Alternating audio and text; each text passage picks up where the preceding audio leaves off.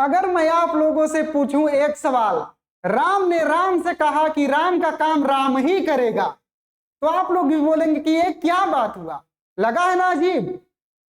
तो भैया ये अजीब बात नहीं है, बस ये जो वाक्य मैंने आप लोगों के सामने बोला है, इस वाक्य में संज्ञा के स्थान पर सर्वनाम का प्रयोग नहीं हुआ है, इसलिए यह वाक्य आप लोगों को क्या लग रहा है, अजीब लग रहा है। तो आइए बात करते हैं। मैं चंद्रलोक कुमार स्वागत करता हूं आपके अपने चैनल राव सीके एजुकेशन पे। उम्मीद है आप लोग एकदम मस्त होंगे, जबरदस्त होंगे, शानदार होंगे और लाजवाब होंगे। आइए बात करते हैं कि सर्वनाम क्या होते हैं, सर्वनाम के भेद कितने होते हैं, सर्वनाम कैसे प्रयोग किया जाता है। भैया इस टॉपिक में एकदम रावण बना दूंगा, रावण। आइए बात करते हैं सर्वनाम की परिभाषा, सर्वनाम शब्द क्या, सब कुछ जानेंगे इस वीडियो में। तो यानी कि हमसे एग्जामिनर पहला ही क्वेश्चन पूछ लेता है कि सर्वनाम कैसा शब्द है, यानी सर्वनाम कैसा शब्द है। भैया तो सर्वनाम जो है यह एक विकारी शब्द है। सर्वनाम कैसा शब्द है, विकारी शब्द है, विकारी शब्द है। सर्वनाम कैसा शब्द है, विकारी शब्द है। यानी कि विकारी शब्द वह शब्द होते हैं जो कि लिंग दृष्टि काल कारक के अनुसार उसमें परिवर्तन हो जाता है। ठीक, यानी कि इसके बारे में हम लोग बात करेंगे बाद में। अब बात करेंगे कि सर्वनाम की परिभाषा क्या होती है। तो सर्वनाम की जो परिभाषा होती है ना, वह होती है वे शब्द जो संज्ञा के स्थान पर प्रयोग किए जाते हैं। यानी कि वह शब्द जो संज्ञा के स्थान पर प्रयोग किए जाते हैं उन्हें ही हम लोग क्या कहते हैं, सर्वनाम कहते हैं। बात करेंगे आखिर यह सर्वनाम संज्ञा के स्थान पर कैसे प्रयोग होंगे। आइए देखते हैं कैसे होंगे भैया। हम लोग यहां जानेंगे उदाहरण के थ्रू, यानी कि उदाहरण, उदाहरण में लिखेंगे यहां पर रामू, रामू, रामू अच्छा लड़का है, रामू अच्छा लड़का है। रामू रोज विद्यालय जाता है।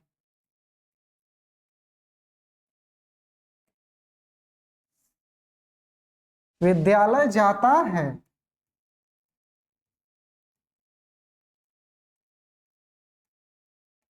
रामू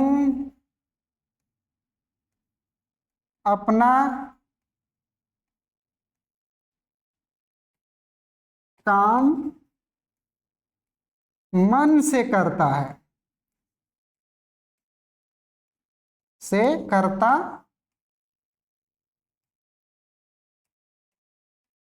है। हमने आप लोगों के सामने एक उदाहरण दिया है, रामू एक अच्छा लड़का है, रामू रोज विद्यालय जाता है, रामू अपना काम मन से करता है।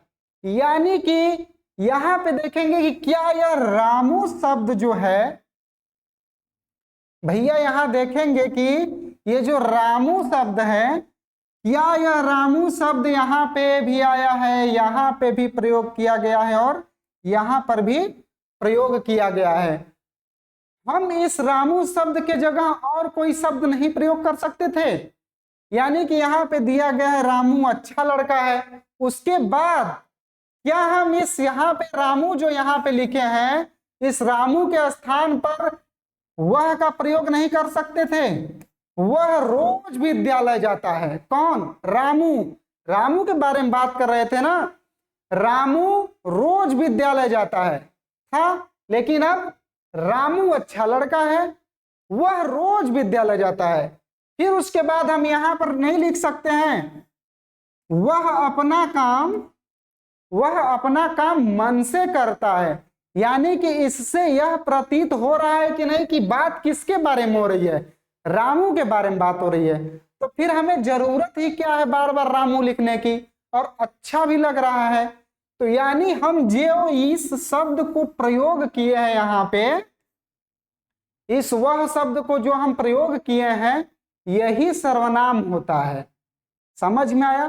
परिभाषा में देखें आप लोग, यही शब्द जो संज्ञा का स्थान पर प्रयोग हुआ है वही क्या होता है? सर्वनाम होता है। ठीक है, आइए बात करते हैं आगे। मैंने आप लोगों से जो सवाल पूछा था शुरू में वीडियो के, कि एक सवाल है, राम ने राम से कहा कि राम का काम राम ही करेगा। कितना अजीब लग रहा है ना? सच में कितना अजीब लग रहा है।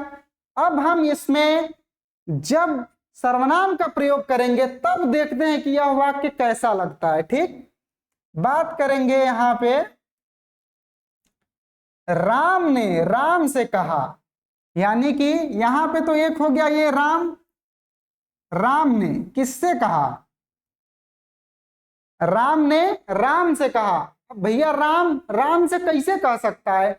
राम ने, अब हम लोग भी कभी कभी अकेले होते हैं तो अपने से बात करते हैं कि नहीं बात करते हैं? वही फीलिंग यहां आ रही है। राम ने खुद से कहा। इस राम के जगह हम लोग क्या प्रयोग कर सकते हैं? खुद।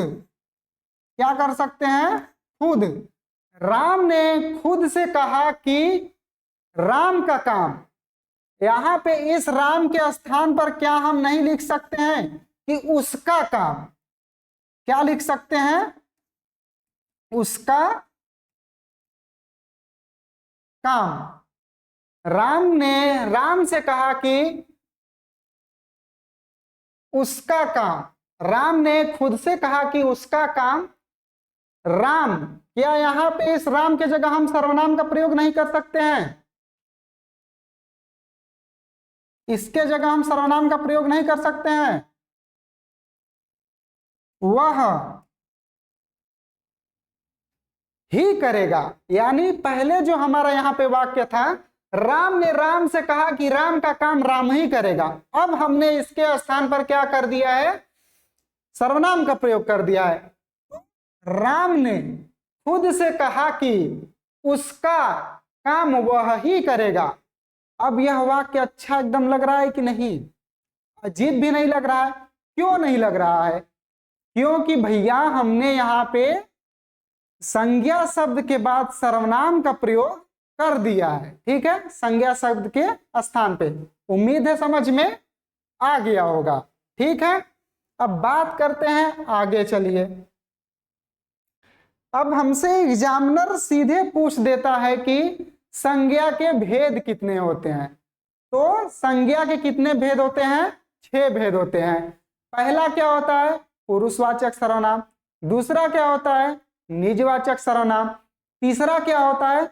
संबंधवाचक सर्वनाम। संबंध मतलब होता है मेल जोड़, संबंध करना। संबंधवाचक सर्वनाम।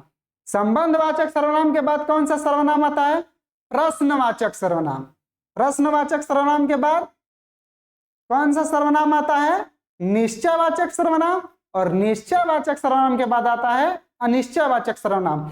अब आप लोग सोचेंगे कि ये तो इतना बड़ा बता दिए, याद कैसे होगा? ये किताबों में भी लिखा है, सब जगह लिखा मिलेगा, लेकिन भैया हम आए हैं आप लोगों को सीधे याद करवाने, आपके दिमाग में एकदम अच्छे से डिलीवर करके जाएंगे। टेंशन मत लीजिए।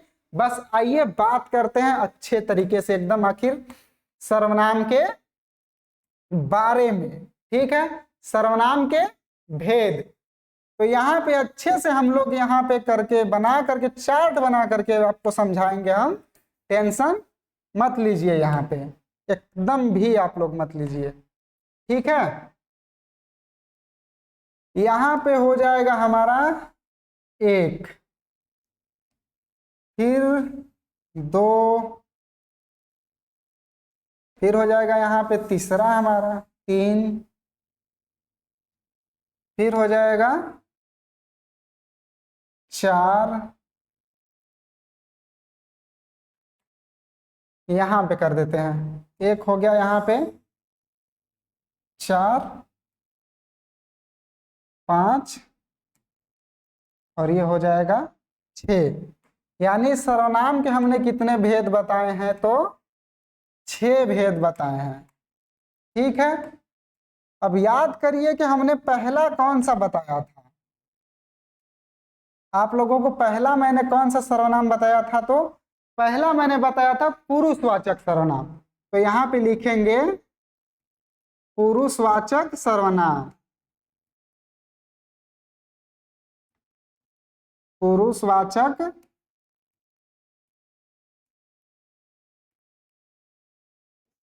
सर्वनाम। दूसरा मैंने कौन सा बताया था, तो निजवाचक सर्वनाम।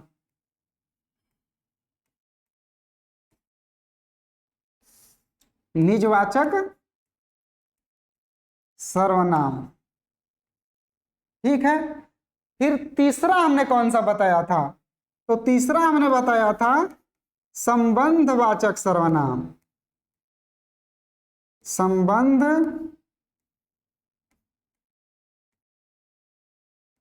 वाचक सर्वनाम।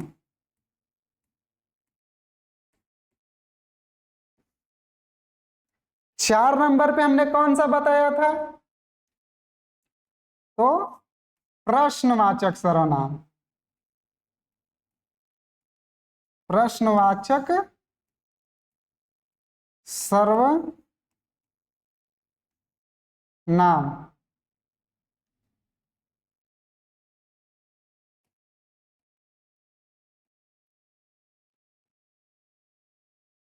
प्रश्नवाचक सर्वनाम। फिर हमने 5 नंबर पे क्या बताया था, निश्चयवाचक सर्वनाम। निश्चयवाचक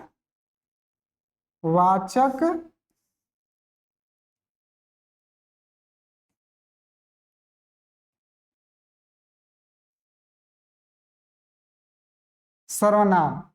ये 6 नंबर पे हमने क्या बताया था, अनिश्चयवाचक सर्वनाम।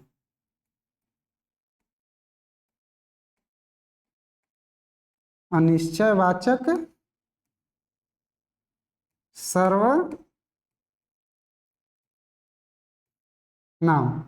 यानी कि यही हमारे 6 भेद होते हैं सर्वनाम के, जो कि हम लोग पढ़ रहे हैं। ठीक, कौन कौन से हैं, पुरुषवाचक सर्वनाम, निजवाचक सर्वनाम, संबंधवाचक सर्वनाम, प्रश्नवाचक सर्वनाम, निश्चयवाचक और अनिश्चयवाचक सर्वनाम। अब इसको हम लोग याद कैसे करेंगे, तो याद करेंगे भैया एकदम आसान से, कहानी के थ्रू। मान लीजिए कि कोई पुरुष है, ठीक है, पुरुष है, तो पुरुष का कोई ना कोई निजी व्यक्ति रहता ही है। निजी व्यक्ति के नाम पे एकदम आप लोग खुश हो गए, वाह भैया क्या बात है। जी हाँ, वही निजी व्यक्ति। तो पुरुषवाचक सर्वनाम के बाद निजवाचक सर्वनाम, निजी व्यक्ति से आता है निजवाचक सर्वनाम।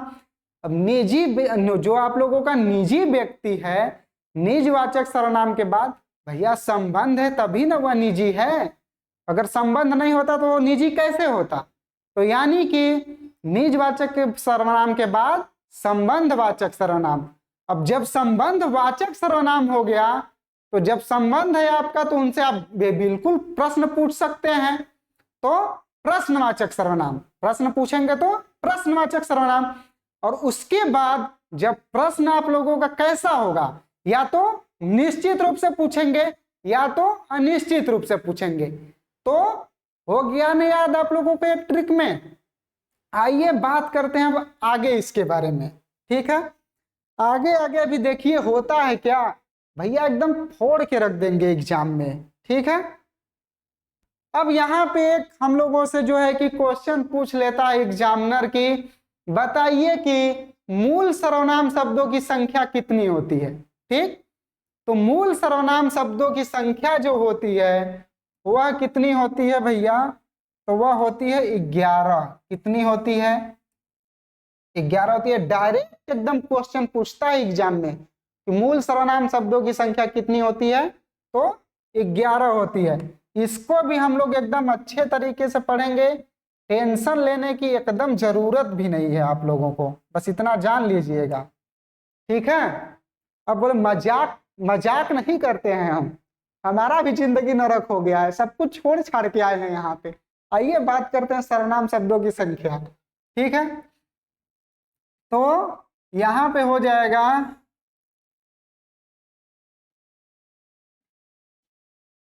एक, दो, तीन, चार, पांच, और एक चलिए यहां पे कर दे रहे हैं हम 6। ठीक है, अच्छे से बस ध्यान से पढ़िए, एकदम सब कुछ समझ में आएगा, एकदम आसान तरीके से इस तरह से बताएंगे आप लोगों को। ठीक, अब पहला जो हमारा सर्वनाम शब्द है वह है मैं। क्या है? पहला जो हमारा सर्वनाम शब्द है वह है मैं, और दूसरा जो है वह है तू। मैं और तू, याद करते चलिए साथ के साथ, मैं और तू बोलिए आप लोग, मैं और तू। उसके बाद हो जाएगा 3 नंबर का जो है आप। 3 हो गया, मैं, तू और आप। उसके बाद आएगा जो और सो। उसके बाद आएगा जो और सो। ठीक है, एकदम आप लोगों के सामने खड़े होके पढ़ाते हैं, कोई मेरे आगे नोट्स नहीं है, कुछ भी लिखा हुआ नहीं है, सब कुछ इस दिमाग में है, अपने दिमाग से बस पढ़ाते हैं सब कुछ। ठीक है, आइए बात करते हैं उसके बाद क्या हो जाएगा, जो और सो। जो और सो के बाद क्या आ जाएगा, कौन, कौन हो जाएगा और क्या हो जाएगा, कौन और क्या हो जाएगा। उसके बाद यह, वह। उसके बाद क्या हो जाएगा, यह और वह हो जाएगा। ठीक, अब इसके बाद क्या हो जाएगा हमारा जो है 10वां और 11वां क्या हो जाएगा, तो कोई, कोई और कुछ हो जाएगा। हो गए ना 11 सर्वनाम शब्द। 1, 2, आप 3, जो 4, सो 5, कौन 6, क्या 7, यह 8, वह 9, कोई 10, कुछ 11। समझ में आया? अब आप लोगों को मैं एकदम डिटेल में पढ़ाऊंगा कि कोई भी परीक्षा के प्रश्न आप लोगों से न छूटे, बस ध्यान से क्लास को देखिए। बात करते हैं मैं और तू, यह किस सर्वनाम के अंतर्गत आ जाते हैं, तो यह आ जाते हैं पुरुषवाचक सर्वनाम के अंतर्गत। किस सर्वनाम के अंतर्गत आ जाते हैं भैया, पुरुषवाचक सर्वनाम के अंतर्गत। आप किस सर्वनाम के अंतर्गत आ जाता है, तो आप जो आता है वह निजवाचक सर्वनाम के अंतर्गत आ जाता है। ठीक, जो और सो आते हैं संबंधवाचक सर्वनाम के अंतर्गत। किसके अंतर्गत, संबंध वाचक सर्वनाम के अंतर्गत। ठीक है, संबंधवाचक। कौन और क्या, प्रश्नवाचक। प्रश्नवाचक, यह वह निश्चयवाचक।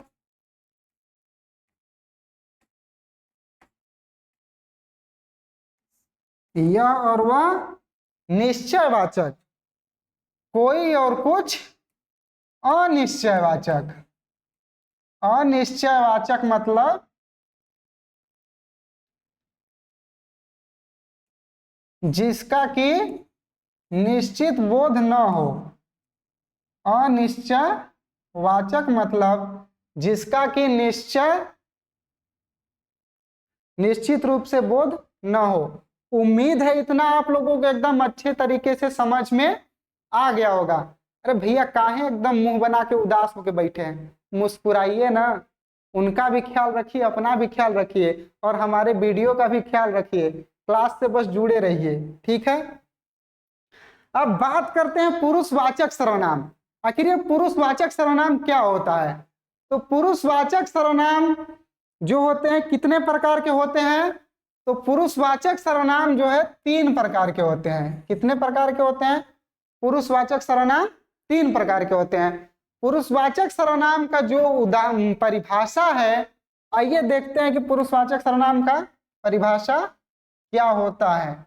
वे सर्वनाम जो किसी पुरुष का बोध कराए उन्हें पुरुषवाचक सर्वनाम कहते हैं। यानी कि ऐसे सर्वनाम शब्द जिनसे किसी पुरुष के बारे में बात हो तो वह क्या होते हैं, पुरुषवाचक सर्वनाम होता है। ठीक, जैसे यहां पे देखिए कितने भेद होते हैं, 3। उत्तम पुरुषवाचक सर्वनाम, उत्तम पुरुषवाचक सर्वनाम में कौन कौन से आ जाएंगे उदाहरण में, मैं और हम। जैसे मैं है, हम है, हो गया यहां पे हमारा, हो गया हमने, हो गया हमसे, हो गया। यानी कि जो भी मैं और हम की कारक विभक्तियां हैं यह सब किसमें आ जाएंगी, उत्तम पुरुषवाचक सर्वनाम में आ जाएंगी। उत्तम पुरुषवाचक सर्वनाम में हमेशा किसकी बात होती है, तो वक्ता की बात होती है। किसकी बात होती है भैया, वक्ता की बात होती है। यानी बोलने वाले की बात हमेशा किसमें होती है, उत्तम पुरुषवाचक सर्वनाम में होती है। ठीक है, उत्तम। अब बात करते हैं आइए मध्यम पुरुषवाचक सर्वनाम क्या होता है। मध्यम पुरुषवाचक सर्वनाम में आते हैं जो शब्द, वह तू है, तुम, आप। इसमें देखिए कि तू जो है यहाँ पे मतलब वैसे तो सबको आदर पूर्वक से बुलाना चाहिए, लेकिन तू अपने के छोटों के लिए होता है, तुम भी छोटों के लिए होता है। लेकिन मध्यम पुरुषवाचक सर्वनाम में जो आप है ना, आप जो है कि आदर पूर्ण वाक्य है। आप अपने लोगों से मतलब बड़े लोगों के लिए आप का प्रयोग करते हैं कि नहीं। जैसे आपके पापा हो गए, उनके लिए आप लोग आप का प्रयोग करते हैं। आप अपने सर जी के लिए आप का प्रयोग करते हैं। यानी अपने से बड़ों के लिए किसका प्रयोग किया जाता है, किस सर्वनाम का, तो मध्यम पुरुषवाचक सर्वनाम का प्रयोग किया जाता है। ठीक है, अब इसके भी जो कारक विभक्तियां, जैसे आपसे हो गया,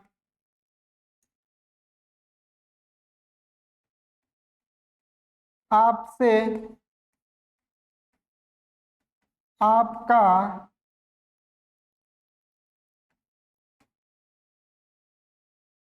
आपसे हो जाएगा, आपका हो जाएगा। यानी कि यह सब किसके अंतर्गत आएंगे, यह सब मध्यम पुरुषवाचक सर्वनाम के अंतर्गत आएंगे। अब बात करते हैं अन्य पुरुषवाचक सर्वनाम। और मध्यम पुरुषवाचक सर्वनाम में हमेशा श्रोता की बात होती है। किसकी बात होती है भैया, श्रोता मतलब सुनने वाला, जो कि बात को सुनता है। अभी एक लाइन में आप लोगों को बता दूंगा, टेंशन बिल्कुल नहीं लेना है। ठीक है, पहले पढ़ लीजिए। अन्य पुरुषवाचक सर्वनाम यानी कि अन्य मतलब कि यह किसी और के बारे में बात होती है। न तो वक्ता के बारे में बात होगी, न तो श्रोता के बारे में बात होगी, अन्य किसी और के बारे में बात होगी। यानी कि जिसके बारे में बात हो, यानी कि वह, वे, यह, ये, कोई। मतलब आप लोग देखते होंगे कि इन्होंने, उन्होंने, यह सब किसमें आ जाएंगे, अन्य पुरुषवाचक सर्वनाम में। यानी कि मैं क्या हूं, मैं आप लोगों के सामने बोल रहा हूं, ठीक है, तो मैं बोल रहा हूं तो मैं किस में आऊंगा, मैं उत्तम पुरुषवाचक सर्वनाम में आऊंगा, क्योंकि मैं वक्ता हूं भैया। वक्ता मतलब होता है बोलने वाला। आप लोग क्या हैं, आप लोग सुन रहे हैं मेरी बात को।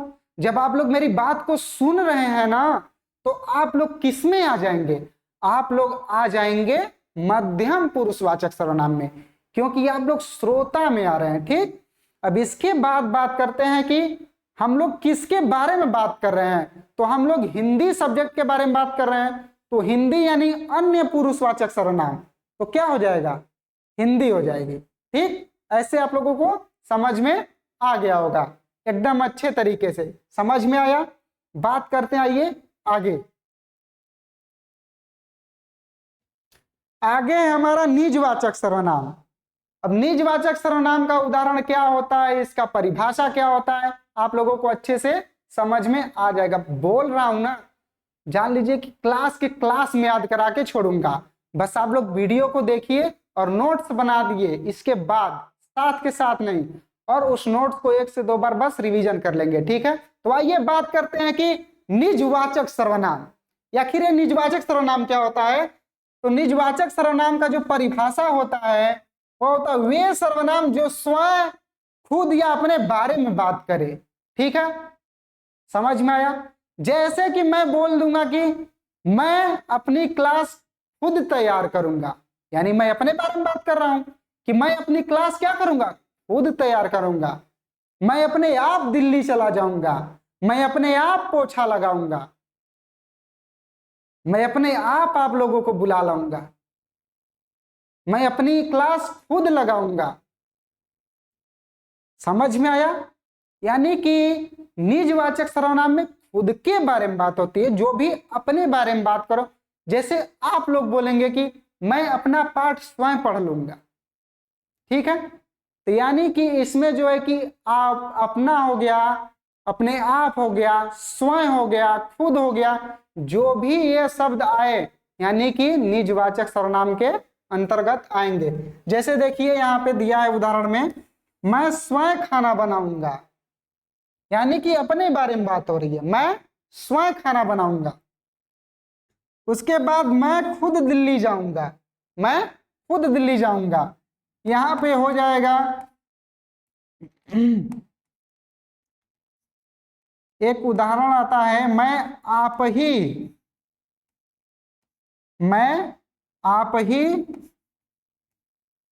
चला जाऊंगा, मैं आप ही चला जाऊंगा।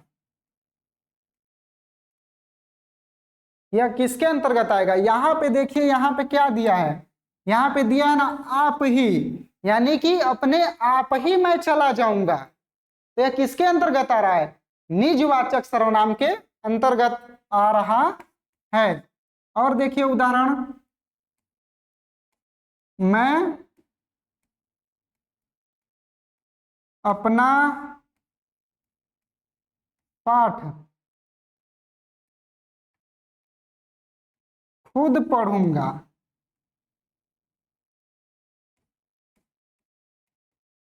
मैं अपना पाठ खुद पढ़ूंगा। यानी कि इसमें खुद के बारे में बात हो रही है, मैं अपना पाठ खुद पढ़ूंगा, मैं अपना पाठ खुद पढ़ूंगा, अपने बारे में बात कर रहा है। यानी कि जब अपने बारे में बात हो, खुद के निजी के बारे में बात हो, निज के बारे में बात हो, तो वहां पे क्या होता है? निजवाचक सर्वनाम होता है। समझ में आया? उम्मीद है कि आप लोग एकदम अच्छे से जान गए होंगे पुरुषवाचक सर्वनाम भी और निजवाचक सर्वनाम भी। ठीक है, अब आगे आइए बात करते हैं कि संबंधवाचक सर्वनाम। संबंधवाचक सर्वनाम मैंने आपसे बताया था ना, संबंध, अरे उन्हीं से। ठीक है, संबंधवाचक सर्वनाम मतलब कि यह ऐसा सर्वनाम शब्द होता है जो दो उपवाक्यों को क्या करता है? जोड़ता है। उसी को हम लोग क्या कहते हैं? संबंधवाचक सर्वनाम कहते हैं। जैसे कि मान लीजिए कि आप हो गए, मान लीजिए आप गए यहाँ से, मतलब पढ़ रहे हैं, नौकरी वोकरी लगा और आपकी लग गई एकदम बढ़िया से नौकरी। ठीक, अब आपके घर आने लगे रिश्ते वाले। ठीक है, जो रिश्ता लेके आता है आपके तरफ और लड़की की तरफ भी जाता है, यानी जो बीच का जो कनेक्टर होता है ना, जिसको बिचौलिया कहते हैं, वही होता है संबंधवाचक सर्वनाम शब्द। यानी कि इधर एक पक्ष के लोगों को भी और दूसरे पक्ष के लोगों को भी बड़े ही प्यार से कितना लेन देन करोगे, ये करोगे, ऐसे कर करके वह मिला देता है, तो वही होता है संबंध। यानी कि यही होता है संबंधवाचक सर्वनाम। जो सर्वनाम शब्द दो उपवाक्यों को जोड़ते हैं उन्हें संबंधवाचक सर्वनाम कहा जाता है।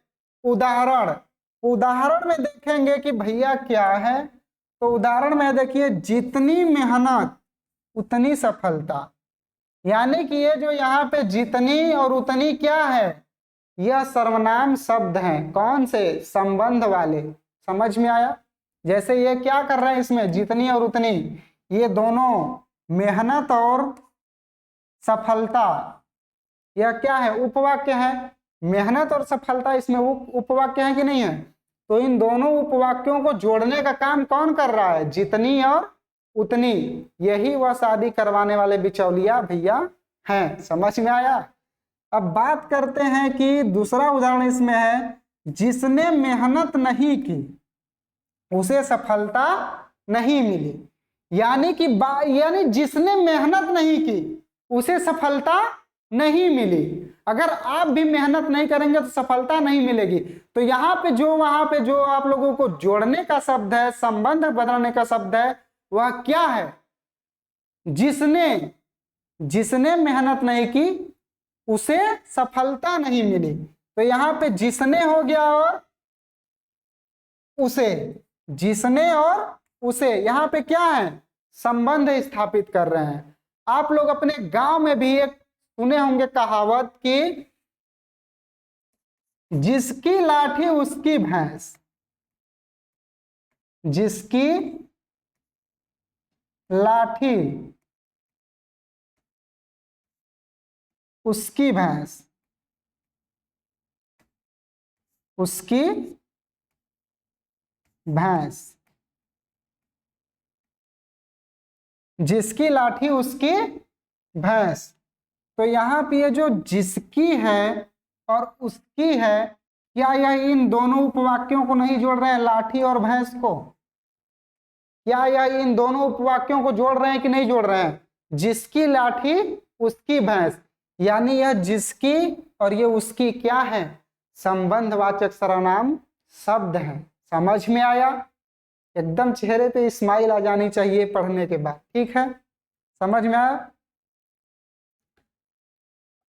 जिसकी लाठी उसकी भैंस। अब बात करेंगे एक और उदाहरण यहाँ पे, ये भी सुना ही होगा आप लोगों ने, जो जीता वही सिकंदर, जो जीता वही सिकंदर। क्या यहाँ पे जो मैंने अभी यहाँ पे लिखा है वाक्य, जो जीता वही सिकंदर, तो क्या यहाँ पे जो और वही, जीता और सिकंदर को नहीं कनेक्ट कर रहे हैं, जोड़ रहे हैं कि नहीं? संबंध स्थापित कर रहे हैं कि नहीं कर रहे हैं? यानी कि यही वह शब्द है, सर्वनाम शब्द है, जो कि दो उपवाक्यों को जोड़ने का काम कर रहे हैं। अब एकदम अच्छे से प्यार से समझ में आ गया होगा आप लोगों को कि आखिर ये संबंधवाचक सर्वनाम क्या होता है। समझ में आया? अब आइए बात करते हैं आगे कौन सा सर्वनाम है। ठीक, समझ में आया? अब आगे भैया प्रश्नवाचक सर्वनाम, वही प्रश्न जो आप उनसे पूछते हैं, अगर वह कहीं चली जाती हैं बिना बताए तो। समझ में आया? और इसी प्रश्न पूछने पे क्या से क्या बवाल एकदम हो जाता है। आइए बात करते हैं। तो परिभाषा है वे सर्वनाम शब्द जो प्रश्न करने में प्रयोग किए जाते हों। आप लोगों को एकदम छोटा छोटा परिभाषा एकदम लिख करके लाया हूं, खुद से बना के। समझ में आया? वे सर्वनाम शब्द जो प्रश्न करने में प्रयोग किए जाते हों, वरना इसका किताबी भाषा तो बहुत लंबा लंबा परिभाषा होता है। ठीक, आप लोगों को बस समझ में आ जाना चाहिए। उदाहरण, यानी कि वह सर्वनाम शब्द जो कि प्रश्न करने में क्या, कौन, कैसे, कब, मैं अगर आपसे पूछूं या फिर आप उनसे पूछते हैं, किनसे, कहाँ गई थी, तो उनका बड़े प्यार से जवाब आता है कहीं नहीं। अरे फिर आप पूछेंगे कहाँ गई थी, तो ये जो कहाँ शब्द है, क्या यह प्रश्न की ओर इंगित नहीं कर रहा है? तो वही होता है प्रश्नवाचक सर्वनाम शब्द। आप अगर वो बोल दे कि चली गई थी मार्केट, तो फिर आपका प्रश्न जाएगा क्या करने गई थी, तो मोहतरमा बोलेंगी गई थी शॉपिंग करने, बड़े ही प्यारे अंदाज में। ठीक है, आइए बात करते हैं। उदाहरण इसका है, पानी में क्या घुला है, पता नहीं चल रहा है, इसमें प्रश्न कर रहा है कि नहीं कर रहा है, यहाँ पे क्या घुला है, यानी कि जो यहाँ पे ये क्या है, पानी में क्या घुला है, यह प्रश्नवाचक सर्वनाम शब्द है कि नहीं है? ठीक है।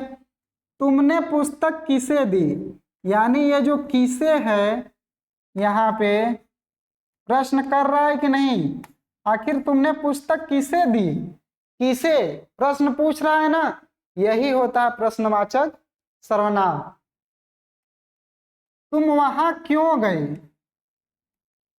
तुम वहां क्यों गई? तुम वहां क्यों गई? तो ये जो क्यों शब्द है इसमें, यही तो है प्रश्नवाचक सर्वनाम, यही प्रश्नवाचक सर्वनाम शब्द है। समझ में आया? समझ में आया कि नहीं समझ में आया? आप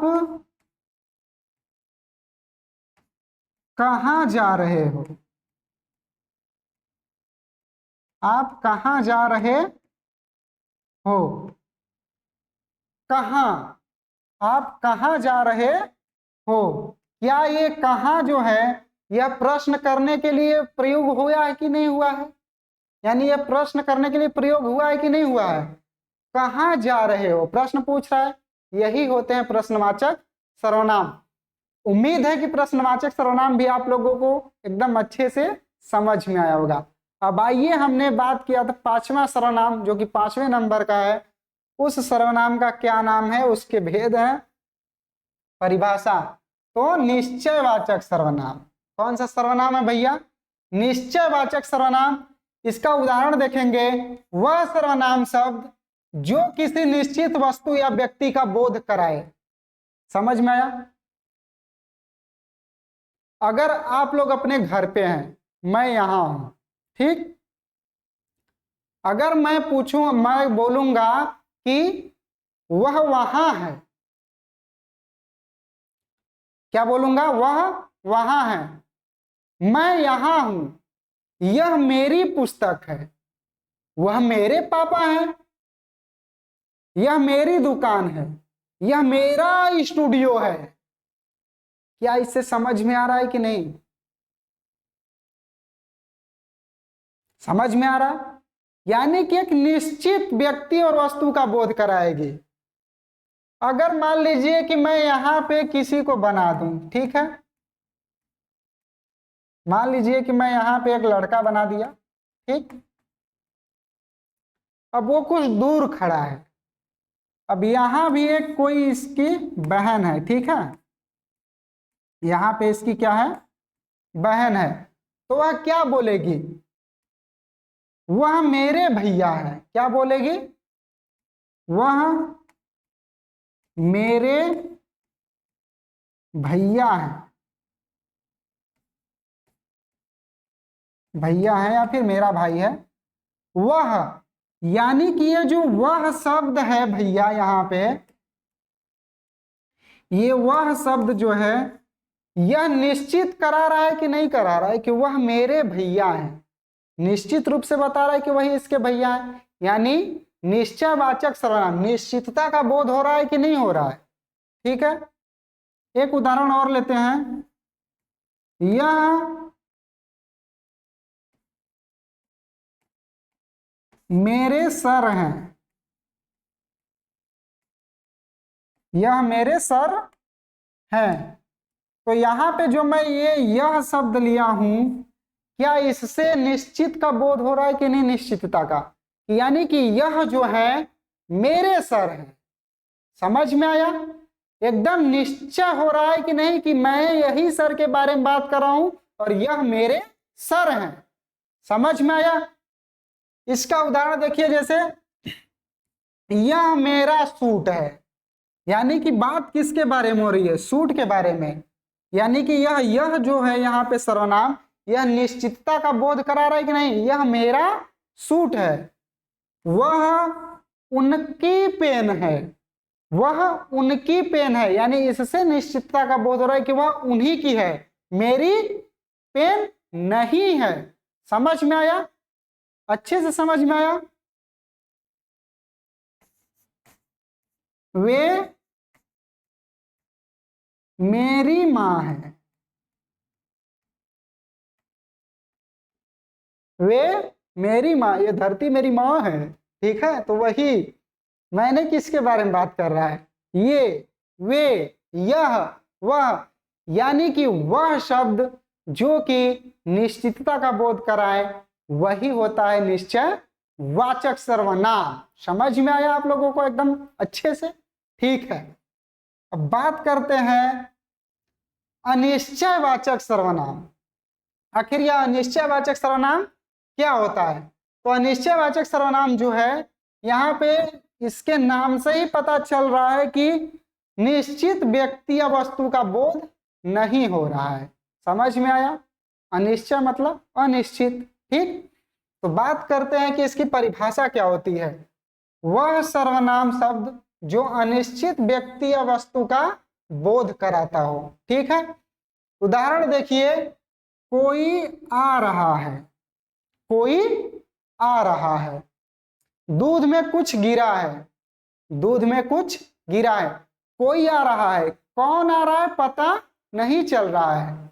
समझ में आया? दूध में कुछ गिरा है, क्या गिरा है भैया? पता चल रहा है क्या गिरा है? कुछ गिरा है, यानी निश्चित नहीं है क्या गिरा है। मिट्टी गिरी है कि दवा कोई गिरी है।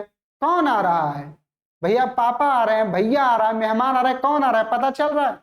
नहीं ना, यही होता है अनिश्चित, यानी कि अनिश्चयवाचक सर्वनाम। समझ में आया?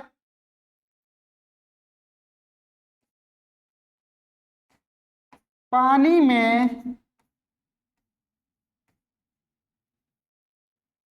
में कुछ पड़ा है, पानी में कुछ पड़ा है। दरवाजे पर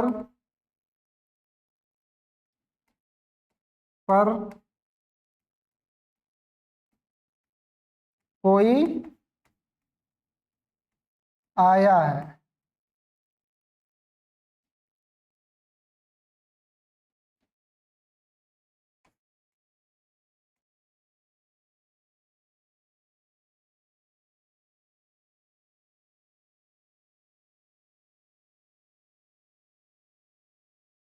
खाना में कुछ गिरा है।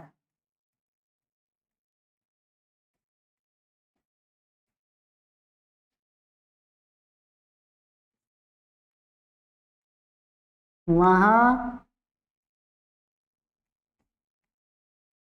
कोई खड़ा है, यानी कि पानी में कुछ पड़ा है। मैंने आप लोगों को उदाहरण दिया, पानी में कुछ पड़ा है, दरवाजे पर कोई आया है। पानी में कुछ पड़ा है भैया, क्या पड़ा है पानी में? पता चल रहा है क्या पड़ा है? नहीं पता चल रहा है। यही होता है अनिश्चयवाचक सर्वनाम। दरवाजे पर कोई आया है, दरवाजे पर कौन आया है? कौन आया है आखिर दरवाजे पर? पता चल रहा है? निश्चित है? नहीं ना, यही होता है अनिश्चयवाचक सर्वनाम। खाना में कुछ गिरा है भैया, खाना में क्या गिरा है? कुछ पता चल रहा है? नहीं ना, यानी कि यही है अनिश्चयवाचक सर्वनाम। वहां कोई खड़ा है, वहां कौन खड़ा है भैया? निश्चित है? अनिश्चित है। क्या खड़ा है, कौन खड़ा है, कुछ भी नहीं पता है, यानी कि वही होता है अनिश्चयवाचक सर्वनाम। उम्मीद है कि सर्वनाम आप लोगों को एकदम अंगुलियों पर आ गया होगा, एकदम अच्छे से। एक हमसे एग्जामिनर डीप में जब जाता है तो क्वेश्चन पूछ देता है कि यह जो कोई, जो अनिश्चयवाचक सर्वनाम है, अनिश्चयवाचक सर्वनाम में यह जो कोई शब्द है यह किसके लिए प्रयोग होता है? तो कोई शब्द है वह प्राणीवाचक है। क्या है? प्राणी के लिए। तो प्राणीवाचक, प्राणीवाचक जो कि अनिश्चयवाचक सर्वनाम है। और कुछ जो है यहां पर, ये कुछ जो है, तो कुछ है वस्तुवाचक, वस्तुवाचक है। यानी कि जब भी एग्जामिनर पूछेगा कि अनिश्चयवाचक सर्वनाम में कोई किसके लिए प्रयोग होता है तो प्राणीवाचक के लिए, और कुछ किसके लिए प्रयोग होता है तो वस्तुवाचक के लिए प्रयोग होता है। यह सब लोग नहीं बताते हैं। ठीक है, तो अरे इसी से देखिए ना, कोई आया है, कौन आया? अब कोई सामान तो आया नहीं होगा, वस्तु तो आई नहीं होगी, कोई इंसान ही आया होगा, प्राणी ही होगा, तो प्राणीवाचक हो जाएगा। और कुछ किसके लिए प्रयोग होगा? वस्तु के लिए। कुछ वो व्यक्ति के लिए, प्राणी के लिए तो होगा नहीं। सिंपल सी बात है कि वस्तु के लिए ही होगा। समझ में आया? अच्छे तरीके से समझ में आया? पूरा का पूरा सर्वनाम आप लोगों को एक ही वीडियो में मिल गया, इससे बाहर कुछ भी नहीं आएगा। बस इतना पढ़ लीजिए, सब कुछ क्लियर हो जाएगा। समझ में आया? किसी भी एग्जाम में जो कि जिसमें हिंदी आती है, उम्मीद है। ठीक है, मिलते हैं ऐसे ही किसी और महत्वपूर्ण अध्याय को लेकर। जुड़े रहिए हमसे। अब मिलते हैं अगले सेशन में। जय हिंद, जय भारत।